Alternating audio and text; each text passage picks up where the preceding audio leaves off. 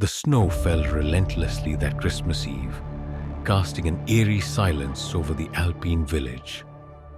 Fires crackled weakly in hearths, their warmth unable to penetrate the icy dread that gripped the villagers. The scent of pine and spiced cider filled the air, but this wasn't the comforting holiday aroma it should have been. No, the stillness wasn't festive. It was foreboding. Tonight wasn't just Santa's night. It belonged to him too. The shadow in red, the horned one.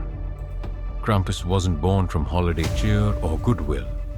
His origins predated the jolly Saint Nicholas, rooted in the pagan rituals of the Alpine region. Unlike Santa Claus, who rewarded good behavior, Krampus came for the wicked.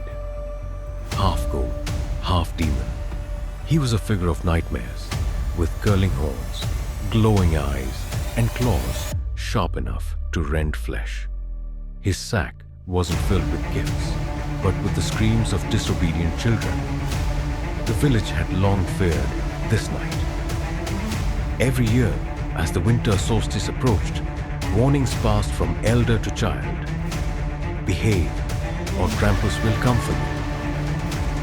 The stories spoke of his visits, his sack filled with squirming captives, their cries echoing into the cold, silent forest. And the proof was undeniable. A single hoof print in the snow leading away into the shadows. Lukas, a boy of 10, sat by the frosted window, staring into the darkened forest that bordered the village. He had always laughed at the tales, mocking the older children who whispered about Krampus in fearful tones. But this year felt different. The elders seemed uneasy, their warnings more urgent. The forest seemed darker, the nights colder. He turned to the Christmas tree, its faint glow casting dancing shadows on the walls. His parents were downstairs, laughing over warm cider, the sound comforting but distant.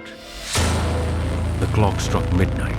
The bells in the church tower rang out, their chimes unusually hollow, echoing through the frozen night. Then came the sound. Chains, faint at first, almost blending with the wind, but growing louder, dragging, clinking. Lukas froze. The laughter downstairs stopped abruptly. The house grew unnaturally silent. He strained his ears, heart-pounding, as the sound drew nearer.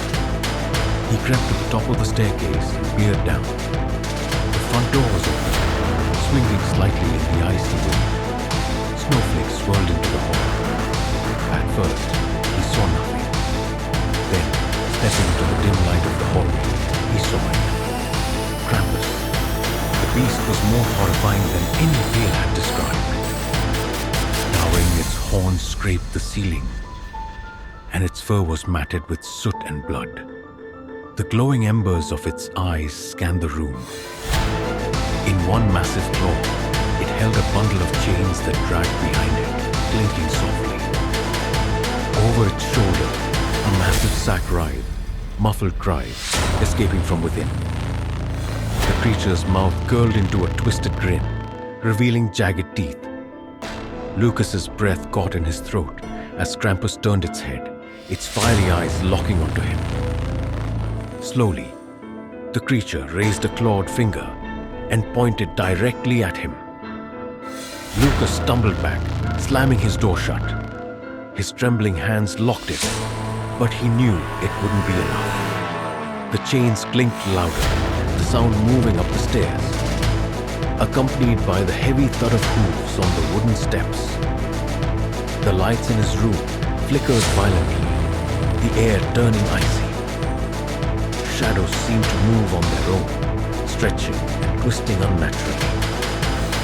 The chains drew louder, then stopped just outside the door. The handle rattled once, twice, then slowly turned.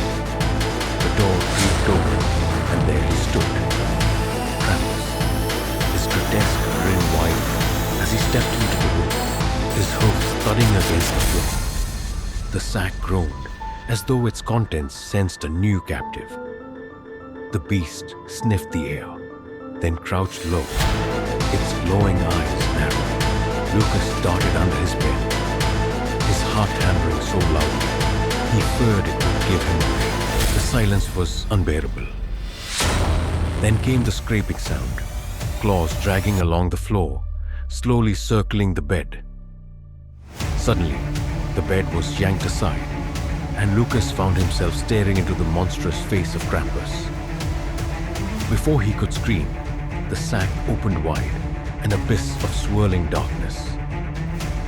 Lukas felt an unrelenting force pulling him in, his vision fading into black, as the last thing he heard was the guttural growl of the beast.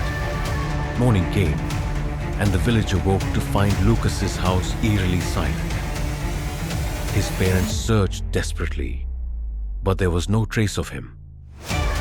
Outside, the snow lay undisturbed except for a single hoofprint leading into the dark forest. The villagers knew what it meant. Krampus had come, as he always did, to collect the wicked. That year, stockings hung heavier, bells tolled somberly, and whispers of the horned ones spread anew. The season of joy had its shadow, and it was darker than anyone dared imagine.